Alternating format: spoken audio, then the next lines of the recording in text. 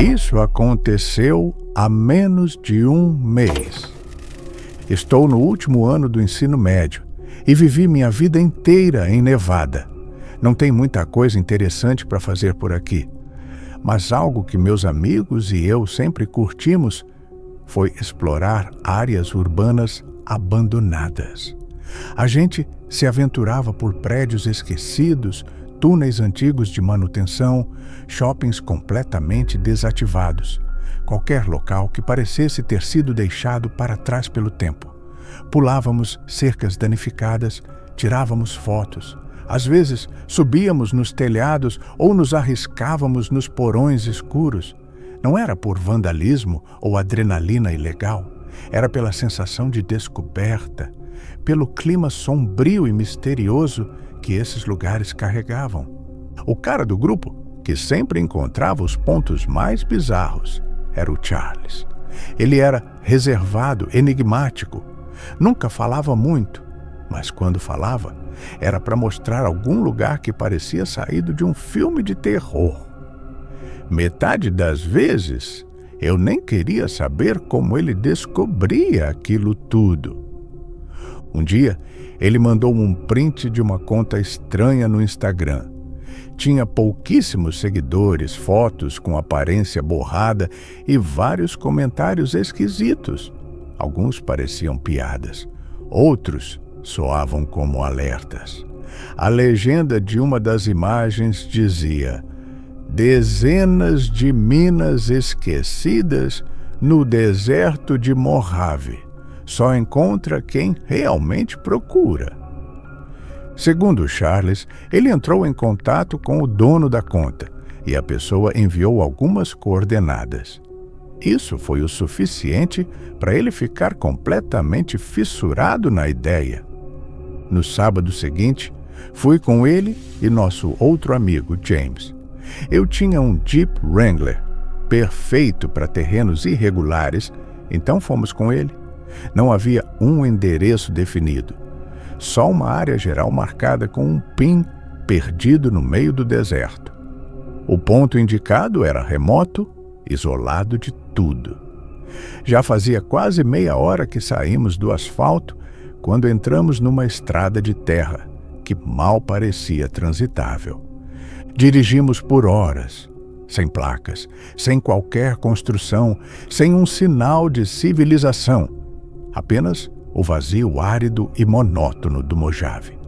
Mesmo sabendo que não teríamos sinal, eu continuava checando meu celular por impulso. James, sentado atrás, estava ficando cada vez mais impaciente. Começou a reclamar que era uma perda de tempo, que o Charles tinha caído em alguma pegadinha online, mas o Charles insistia. Teimoso como sempre, pediu para seguir mais um pouco. Concordei. Foi só quando estávamos prestes a desistir que o James avistou algo à nossa direita. De longe, parecia apenas mais uma formação rochosa entre areia e cactos. Mas ao nos aproximarmos, vimos que se tratava de uma estrutura de madeira parcialmente desmoronada, cravada na encosta de uma elevação. A entrada estava parcialmente obstruída, mas era evidente que aquele buraco escuro entre as vigas tinha sido feito por mãos humanas. Era uma mina? Com certeza.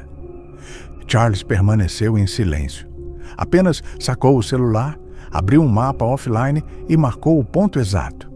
Depois se virou para o James e disse com um leve sorriso: "Eu avisei." James bufou, dizendo que ele só tinha dado sorte. Mas até eu fiquei impressionado. No meio do nada, a gente realmente encontrou uma mina. Estacionei o Jeep num trecho plano, um pouco afastado da entrada, e descemos. O Charles até trouxe máscaras contra poeira. Ao nos aproximarmos da entrada, a sensação de desconforto aumentava. De perto, a mina parecia ainda mais assustadora. Charles pegou uma pedra e lançou lá dentro. Esperamos. Alguns segundos depois, ouvimos 3 impactos distintos. Depois, um silêncio absoluto. Era profunda. Charles nos encarou e disse com uma calma arrepiante que se escorregássemos durante a descida, provavelmente morreríamos. Começamos a descer. Felizmente, o túnel não era vertical. Ele seguia em declive acentuado, mas era possível caminhar com cuidado. O chão era irregular, cheio de pedregulhos soltos, e as paredes sustentadas por vigas antigas de madeira que, surpreendentemente, pareciam estáveis.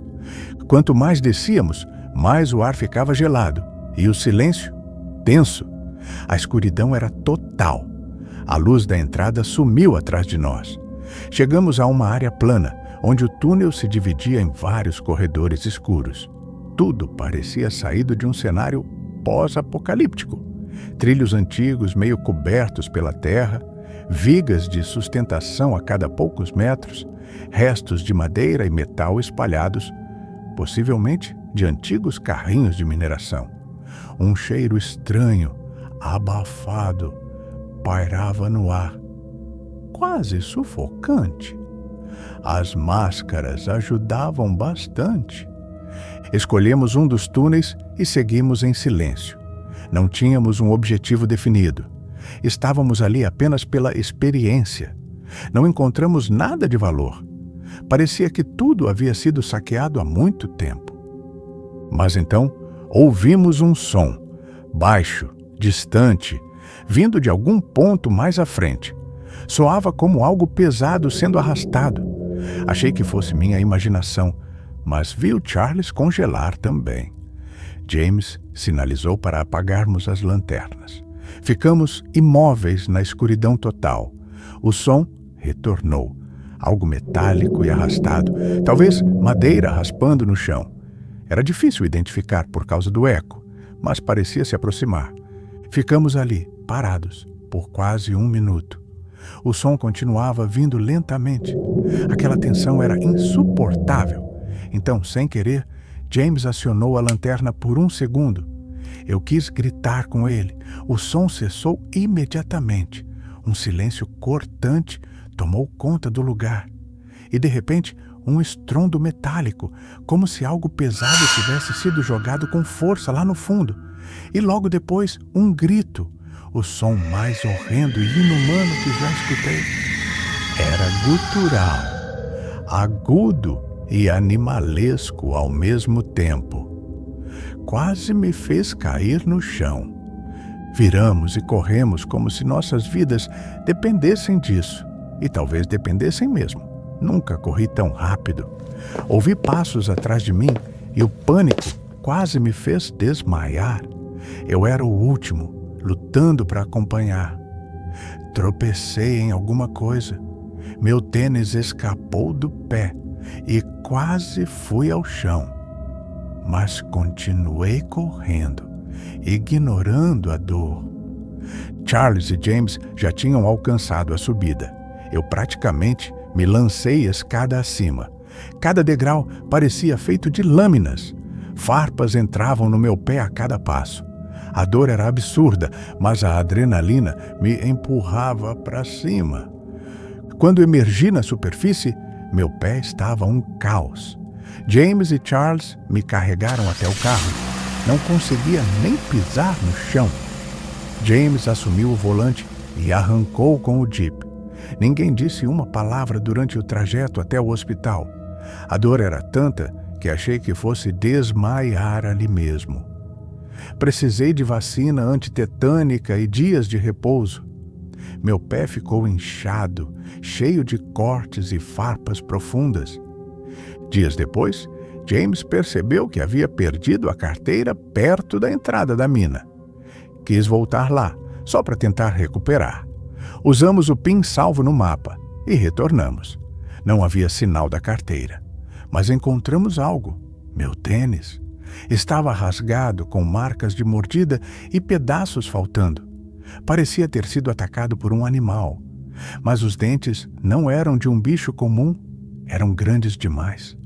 Fomos embora imediatamente. Até hoje, nenhum de nós consegue explicar o que aconteceu lá embaixo. Alguns diriam que era um sem-teto, vivendo isolado, mas aquilo não fazia sentido. Não havia como alguém sobreviver ali. Nada de comida, nenhum sinal de vida. Charles tentou mandar mensagem novamente para a conta do Instagram. Nunca recebeu resposta. O perfil sumiu dias depois.